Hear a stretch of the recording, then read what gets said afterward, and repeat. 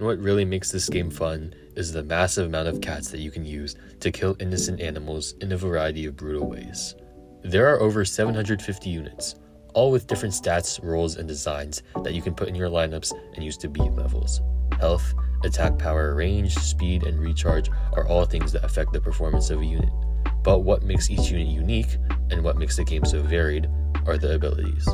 Since this game is over 13 years old, if I talked about all of the abilities in a single video, it would probably be over an hour long. So instead, I'm just going to talk about a certain type of ability, the trait-specific ones. Traits are a core mechanic of this game. There are 10 traits that the enemies can belong to. Traitless, which, yeah, that's a trait. Reds, floatings, blacks, metals, angels, aliens, zombies, relics, and akus. You could probably guess that the trait-specific abilities only work on certain traits. If you want to deal with red enemies, use units that have abilities that target reds. Units with anti-angel abilities will only work on angels and nothing else. You get the point. Abilities help to specialize each unit and facilitate interesting enemy and stage design. There's also a lot of power creep involved, because it's really easy to create a new unit that retroactively destroys the early parts of a game, or make a unit that's complete trash. Still, the infinite possible combinations of unique abilities is the reason that this game can be still fresh and creative after so many years. The cats aren't the only ones who get to have fun though. Enemies can also use these abilities. But since the cats don't have traits, these abilities just work on all cats. This creates some interesting issues, but I'll talk about those later. Generally, enemies use abilities less than the cats, since having these abilities work against all cats is already a really strong effect. Also, they have exclusive access to some unique abilities that the cats can't use, so that'll be fun to talk about. Each ability can be extremely powerful and impactful in the right situation, or downright useless in the wrong one. So let's start analyzing them. First up on the list is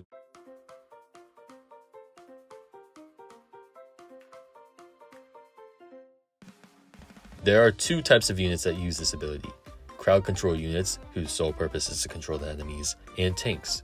Dedicated weakened CC units like Thama and Banner are just outclassed. There are so many better options. Why would you use weaken to make an enemy push less when you can ensure that they can't move at all with slower freeze? It's not just those two. Units like Komuso and Surgeon are both terrible due to bad trait compatibility. The best units to put weaken on are on tank units. Here's the thing, dedicated weakeners have garbage stats and are useless outside their ability. But tanks have actual workable stats outside of weaken. The addition of weaken is just like a little cherry on top for the spammable tanks like Ro, Octo, and Soap if it activates. And on Nala, it's downright broken. For them, weaken is a secondary ability that improves their performance but doesn't define them, and that makes them more versatile and ultimately more useful than Thama could ever be. However, there are still some situations where dedicated weaken units can still be useful. I know Super Cat isn't really a dedicated weaken unit, but I still want to talk about his weaken ability.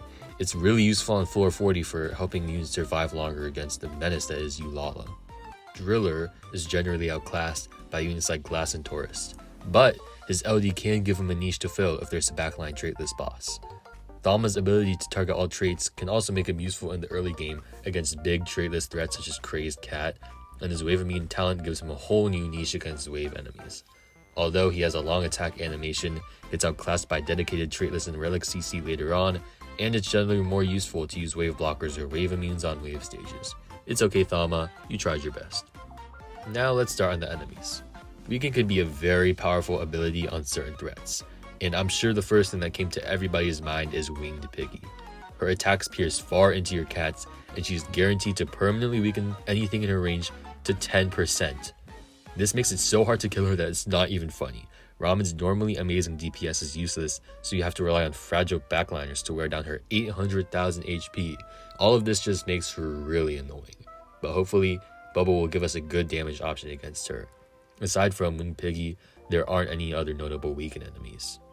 Weaken is an ironically weak ability that doesn't work as a dedicated way to control enemies. A weaken that isn't effective enough will lead to no one using it, but a weaken that's too powerful can quickly become polarizing and frustrating.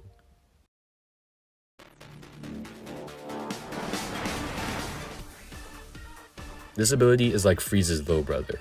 Everyone knows Freeze does a better job at stopping the enemies, but Slow is generally cheaper and can get the job done too, maybe even better than Freeze can in certain situations. When most people think of Slow, they probably imagine that it just halves the enemy's speed or something, but it actually reduces their speed to a whopping 0.5 no matter what it was before, which is totally not overpowered and I don't know what you're talking about. This doesn't stop them from attacking if a unit is in range, which is the main reason why slow is inferior to freeze in a vacuum. To balance this, dedicated freeze units tend to have more drawbacks compared to dedicated slow units. Slow units tend to be more spammable and cheaper. This doesn't stop freeze from being better than slow in most situations. Enchantress, Rodeo, Psycho Cat, Cat Toaster, and Bodhisattva are all pretty underwhelming compared to their freeze counterparts. But that doesn't mean slow units aren't good. While most traits can be shut down by freeze units very effectively, some units have access to such powerful slow abilities that they're able to outclass everything else in their niche. I'm sure you know exactly who I'm talking about. Sanzo, the final boss at outclassing. His chance to slow is pretty bad at 20%, but literally everything else about him makes up for it. He's ridiculously spammable, has a fast attack rate, and an insane 400% uptime. Even though he's already really strong, opponents decided to give him Angel Target, which is useful for a ton of Angel stages. This guy will be one of your best friends in the mid game. But in the late game, everyone kind of forgets about him because of Curse and less situations where he's useful. He still has a new niche in Mini White Cyclone though, so it's not all over. Of course, Sanzo isn't the only busted slow unit. Glass is very useful on stages where Taurus can't survive for long. Puppet Master and Curry are both amazing slow units. Housewife can act as an effective anti-zombie CC by slowing zombies with piercing range, and Earl's Slow plus Surge is incredibly effective at nullifying Old Horn, Amast, Ahugori, and various other enemies. Moving on to the enemies themselves, Slow can be a very powerful effect on certain enemy archetypes. Super high range enemies or high piercing enemies utilize Slow a lot, such as Professor A, Sunfish Jones, Clionel, Queen Bee, Dabu, Crocley, Legrim, Dormy, Terizial, you get the idea. It's not uncommon for them to either stunlock your units or keep them in place to give them time to land another devastating attack. There are also support units like Chibinel and Ingabaru, but they don't make these kinds of enemies that much to preserve whatever remaining sanity Battle Cats players have. Oh, and you didn't think I forgot, did you? It's time to talk about CP, Cyberpunk, a modest unit with low health, low attack power, and a 100% chance to slow all enemies in a certain range for a mere second. Sounds pretty bad, right? Nope, he's one of the best units in the game, and it's all because of one stat, his range. Standing at an impressive 1,200 range, he is almost untouchable by most enemies. He can stay safe at the back, occasionally providing support and even damage if you're really desperate. You can even talent him to make his slow longer. But what really makes him overpowered is his blind spot. It's so large that even an enemy as fat as Mr. Puffington can fit inside of it, allowing you to spawn as many cybers as you want without risk of the enemy dying. Stacking enough cybers will cause the enemies to be permanently slowed, and I think you can see how that may be kind of strong. So strong that this strategy has its own name, cyber stacking. So strong, in fact, that you can use it to beat any non-metal based hit stage without super high range enemies. Spoiler alert, that's a lot of stages. There are a ton of difficult stages that get killed by cyber stacking. Curry Comet, Procrastinator Parade, Belated Priest, and so on. He's even useful on stages where you can't saw at the beginning, like Glass Slippers, Primitive Souls, Heinous Road, and so on. The only reason why no one uses this strategy all the time is because it takes like 12 plus minutes to actually get enough cybers to permastall. But if you have patience, any stage in the game will be forced to bend the need to cyber stack. This single unit, this silly little goofy nerd, single-handedly breaks the game. We'll talk about his best friend later.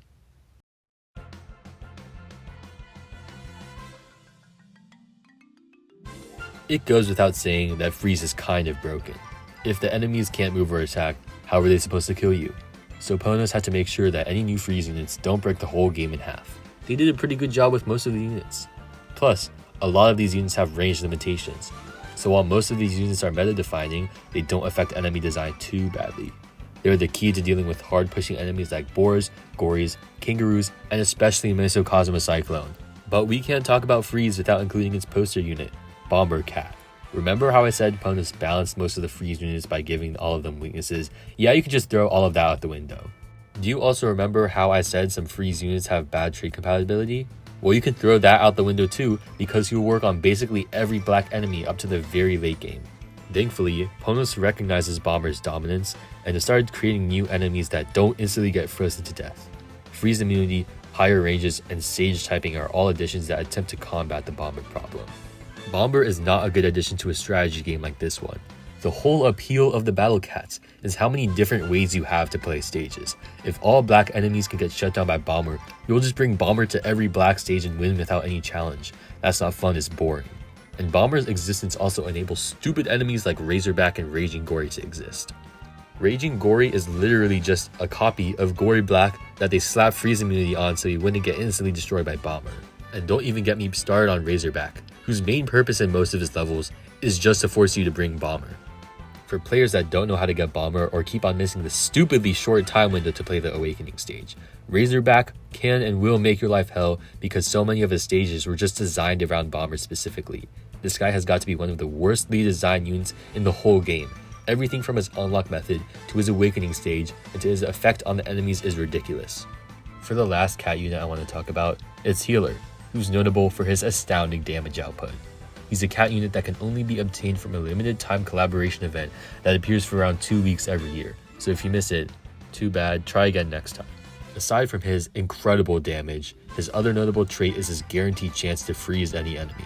With some combos, that also include limited time units, Healer gains 100% freeze uptime, meaning he can perma-freeze anything he touches. This creates a lot of potential for cheesing stages and can be used to get some units a lot earlier than you realistically should.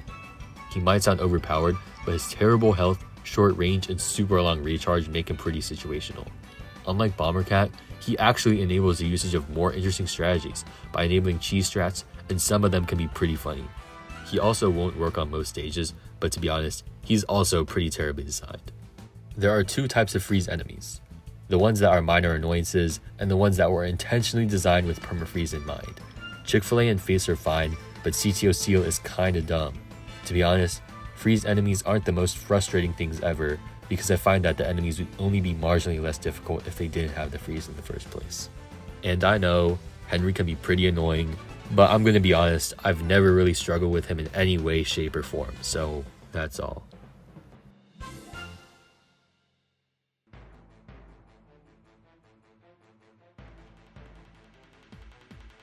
This ability is an interesting one. It can be used in multiple unique and versatile ways that freeze, slow, and weaken just can't be. In terms of controlling hard pushing enemies, Knockback tends to be pretty subpar, since you might end up pushing the threat into the range of its support or disrupting a delicate balance between frontline and backline. This makes most pure Knockback CC units pretty trash and not worth using, although Ectoweight stands out since he's a good option to control Lord Gravy and Big Sal. And of course, Catley deserves a mention for not being complete garbage either. The actually useful Knockback units are the ones that aren't only focused on inflicting it, instead using it to support their other primary attributes. Gato Amigo and Supercar are very effective against isolated foes. Cat God and Awakened Doron can delay the enemies at crucial moments. Fiend has Piercing Rage that can keep backline threats away, and Gigano combines Knockback with the Surge to create a very good anti-traitless unit. Lots of cats combine Knockback with other effects, but the most infamous combination is Slow, which can be very powerful or actively negative depending on multiple different factors. Ms. Lily is an uber rare unit who has a 100% chance to knock back and slow alien enemies, and you probably know where this is going. She's part of the Elemental Pixie set, which specializes in anti-alien abilities and are Pokemon ripoffs. When she attacks aliens in the front line, they'll get pushed into the back line and stay there due to her abilities. However, when this happens, your cats will naturally push forwards, which can put them into the ranges of dangerous and powerful enemies. Aliens tend to have a lot of powerful backline threats who can kill your units, destroying your entire offensive defense. This was actually prominent enough to be given a name, Misley Syndrome, which is when a unit pushes the front line into the back line, causing your cats to die when they otherwise wouldn't. Don't get the wrong idea, Knockback and Slow can be extremely powerful when used in the right way. Misley just suffers from her ability because of bad compatibility and her area attack, which makes her push back the entire front line so your cats go forward no matter what. On Sniper the Cat though, it's a whole different story. There are a few key differences that make him so much better. He can target all non-middle enemies, so he isn't limited to just the backliner failed alien trait, and he only has single target, so he won't knock back the entire front line. His lack of area attack makes him only work on stages with sparse peons, which is a lot of UL stages by the way. But just like Cyberpunk, what really makes him broken is his 1200 range. While Misley floats right into the enemy's loving arms and promptly dies, Sniper can stay safe and control the bosses. It doesn't matter if all your cats die because the enemy can't push, especially when you add Cyber to the equation. If you stack Cybers and start adding Snipers, you can control the enemies enough to amass a truly disturbing army from CC hell. Just having one cyber and one sniper on the field is still extremely effective at making sure the enemies don't move. This strategy also has its own name, Cyberpunk, and it's even more overpowered. To balance him out, he has terrible health, damage, and recharge, but that doesn't stop him from breaking stages with his bare hands, or a gun. So do you remember when I said that Bomber is bad because he undermines strategy in a strategy game? Well, Cyberpunk is even worse, because it works on almost every stage. Like I said, what's the point of developing unique strategy when you can just Cyberpunk it and win? It's really dumb when the solution to every single hard stage just becomes use these two units over and over and over again. Anyway, on enemies, Knockback is usually really annoying and I hate it. There are a ton of enemies, both low range and high range, that will use Knockback to juggle your cats harder than a clown ever could. But Misley Syndrome strikes again. Knockback and slow can hurt the enemies as well. M-Os is a mid-range enemy with a very fast speed and attack rate, with a guaranteed chance to inflict knockback and slow. It's pretty clear that he can push very easily and is hard to stop, but he also benefits you because he can knock back your backliners to safety behind your meat shields, preventing them from getting hit by high damage attacks. God himself also uses knockback and slow. His second form has a huge piercing range that spreads to 1000 range outwards. For his first two attacks he does minimal damage and knockbacks, along with inflicting slow. And for his last attack, he releases a powerful high damage hit. The thing is, his knockback allows for him to be killed in a matter of seconds, because he'll constantly reset the cooldowns of powerful attackers like Bahamut and Bullet Train. Not even God is safe from the overpowered cast in this game.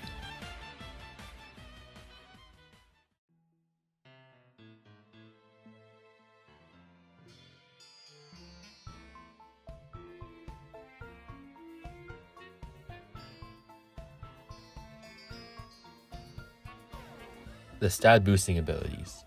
All of them can be lumped into a single category just because they're so similar.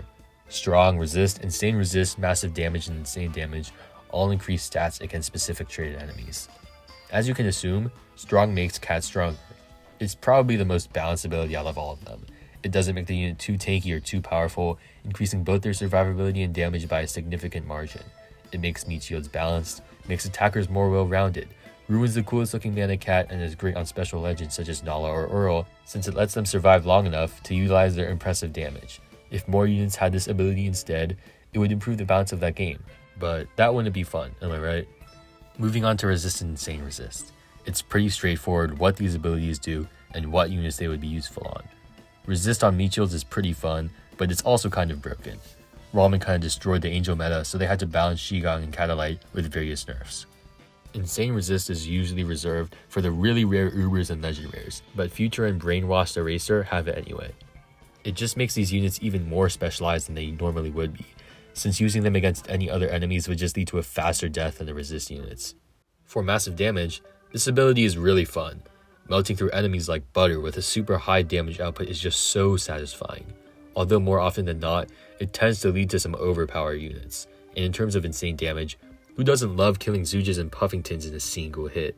Nothing much to talk about here other than big damage hit equals neuron activation.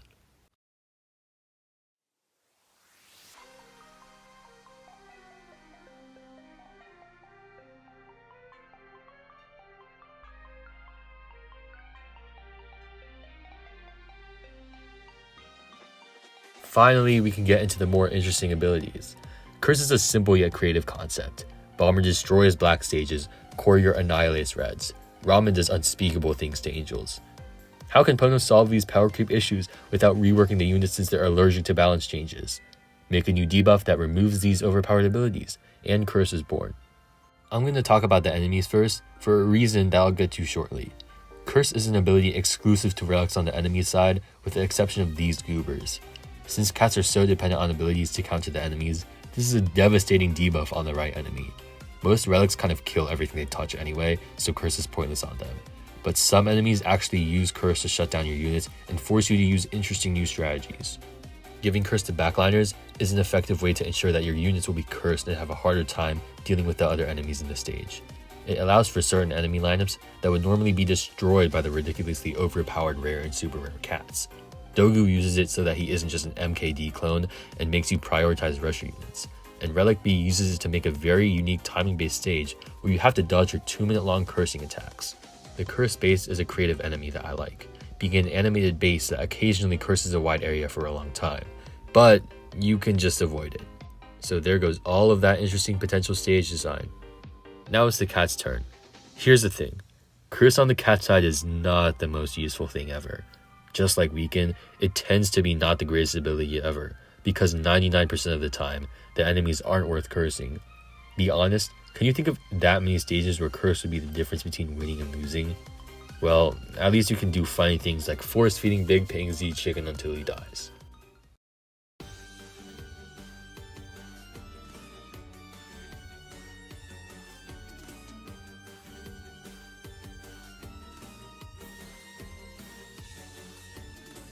This ability is limited to cats, but for a good reason. Cats with this ability will only be able to hit specific traits in enemy bases, being unable to damage anything else. This ability is tragically underutilized for how interesting it is, with only 9 cats having it, and one of them is exclusive to a defunct version of the game. Anyways, units with this ability tend to have ridiculously broken stats to compensate for only being able to target a select group of enemies. Mad Dr. Clay can do 160,000 damage in a single hit at only level 30. With his attack talent maxed at level 60, he can do 370,000 damage with one punch, becoming Death, the destroyer of aliens. Saki, Shingen, and Ragnarok all have crazy stats as well, with Ragnarok being notable for his ability to destroy the game. There are 2 problems with target only, better options and cheesing potential. For the first issue, it's generally better to make a unit and just slap massive damage on it. This ensures that it can be still used to attack other enemies in a mixed traded stage, or if you're super unlucky and don't have anything else to use. The unit can still eviscerate its target, but it can help chip down the others too. Next, these units have developed a reputation for cheesing stages. Warlock and Pierre seems to have been built with this in mind thanks to Base Destroyer, but any of these Ubers will work. Since they can't damage enemies that they don't target, if you can keep a different traded peon in place, you can start stacking them up.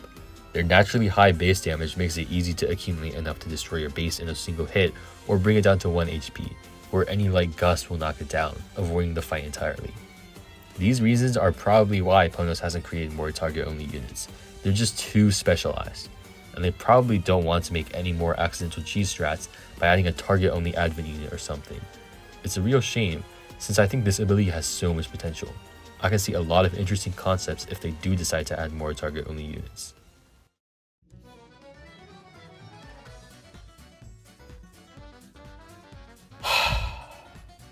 An ability that should have been exclusive to the cat side, but I already talked about dodge enemies in another video, so I won't cover them here.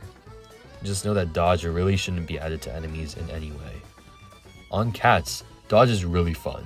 If it activates, your cat will be immune to all damage from its target trait for a short period of time. When the enemies can't kill your cats because they keep on dodging, it's pretty funny. Dodge units are amazing when they're used on their stages. Bondage, Belly Dance, and Brainwashed Mohawk can be very effective, while Sardine and Mola are really funny for different reasons. The problem is when you try to use dodge units on mixed stages. Since dodge units are so specialized against a specific trait, the existence of any other enemy trait will probably lead them to dying a horrific death. This kind of balances the whole thing out. They destroy their trait but get destroyed by any other trait. I also feel like this ability can kind of make things RNG dependent, like praying for Belly Dance procs on Highness Road. But it's also awesome to see Mola go full gamer mode and dodge everything, so I still think of it positively.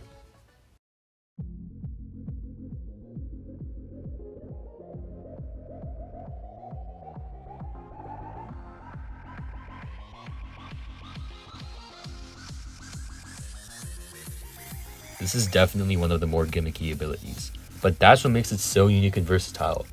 When an enemy lands an attack and activates this ability, they bend time and space to send all affected cats into the shadow dimension before dropping them back into reality. Warp is exclusive to one type of enemy, the starred aliens, alongside some exceptions. It can be given to a variety of enemy types to produce different effects, although thankfully there are warp immune units to deal with these menaces to galactic society. On melee enemies like Starpang and Mesocosmo Cyclone, it helps them push a lot harder because Warp will remove meat shields in a single hit. Thankfully, Catalyte exists so you don't have to deal with that. The other application of Warp is on backliners, where it's more of a nuisance than anything else. The remarkably low damage of these units means that while they can take your units out of battle for a second or so, they'll be back soon enough. Unless you're fighting the eels. Screw those guys. And finally, some enemies use a shadow dimension to their advantage by trapping your cats in it. Technoid Hyena, which is a stupid name by the way, can warp your units for nearly 17 seconds. Then you can fill the cat limit of 50 easily, so just use warp immunes. Wanwan on the other hand has a restricted cat limit of 10 in his stage, which doesn't seem like a problem until you get to his minute-long warp. That might not sound like a lot of time, but it definitely is in Battle Cat's land. The solution is to just use warp immunes alongside timing Slime and Courier properly, but it's still a very interesting gimmick. Too bad this ability isn't on cats. It would be funny to cheese Soractes with a warp unit or something, but it would ultimately destroy the balance of the game.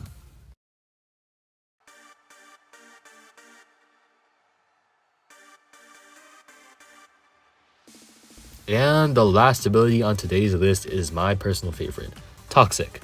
It's also exclusive to the enemies for a very good reason. Enemies with this ability can take percentages of the health off of cats when their Toxic activates. For example, Zalo's Toxic will do damage equivalent to 80% of a cat's maximum health, while Gobbles will do damage equivalent to 35%. Toxic enemies discourage tanker units and heavy backliners, since a single hit will take a massive chunk of health away and a second hit will probably kill them, invalidating their usually high health pool. You could also be super lucky and get one of the few Toxic immune units to completely ignore the gimmick, which is always nice. This big fat turkey with bad breath is probably the first Toxic enemy you'll see, and he's guaranteed to kill anything in 3 hits by splattering his purple goo on it. Sounds pretty bad, but most enemies at this point in the game will kill things in 2 or 1, so your spammable super rares will probably survive longer against him as well. Usually he just supports the enemies with his piercing Omni range that invalidates a lot of units, although sometimes he's the main problem of the level, like in the funny Gobble stage. Another thing is how Ponos just seems to love giving Toxic to Omni Strike enemies. Gobble was already mentioned, but Zalo, Papu, Baron Pang, Maman, and Standum all use it too. Zalo's insta-killing Toxics just make it a more gimmicky and ultimately more annoying version of Brawlo, so I once again have to applaud Ponos for their incredible enemy design. Baron Pang's Toxic is also really annoying, but thank God for fried chicken. For the rest of the enemies, the Toxic isn't really that difficult, which is a shame. Although Dark Joe deserves a shout out for a stupid BS 5% Toxic chance which had no reason to exist. Anyway, I wish Ponos would introduce more interesting Toxic combinations. Adding Toxic to waves, surges, or explosions would be a pretty funny combination. Or they could add spammable enemy peons with low Toxic damage to encourage meat shielding, or make a Toxic LD sniper to discourage it, while still making luring a viable option because Toxic doesn't affect bases and still works with low damage. Since there aren't many Toxic immunes either, counterplay could become a lot more interesting and level design might evolve too. They haven't explored that many unique enemy archetypes with this ability, so the future is still bright. I love this game for all the insane content there is to play with, but it just wouldn't be the same without the abilities. Obliterating this game's very unique roster of cosmically horrific enemies with overpowered abilities is an experience you'll never get in any other game. I'm not even scratching the surface in this video. There are so many other crazy OP things that the cats and enemies can do that going over all of them would take an obscene amount of time. But then again, the sheer complexity is what makes this strategy game one of the most strategic.